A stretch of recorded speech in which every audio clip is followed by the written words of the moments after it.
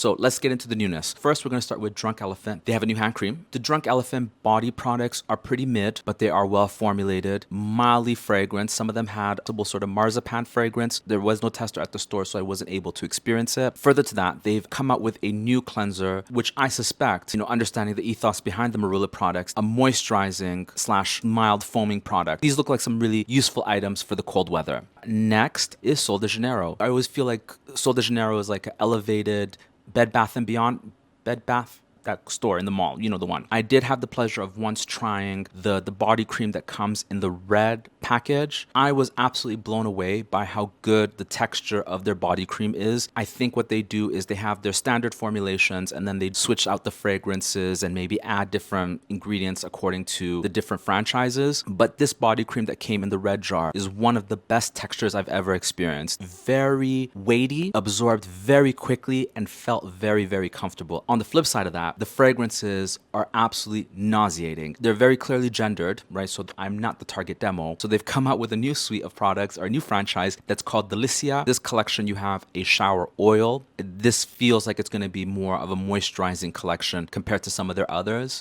Correct me if I'm wrong. Just want to note. The next launch is an example of really well executed advertising. The new Ferragamo Signorina Unica. When they released Luigi, he can vet my Italian and let me know if I got that right. I live in a high rise, and with all these modern high rises, there's always like an LCD panel, right? News ticker, adverts for like car insurance, high speed internet. For one day and only one day, I haven't seen this again. This advert came up and it was like the most vibrant shade of orange, and it just was so eye catching. I was like, what the hell is this? And I found it, I smelt it, and it was terrible.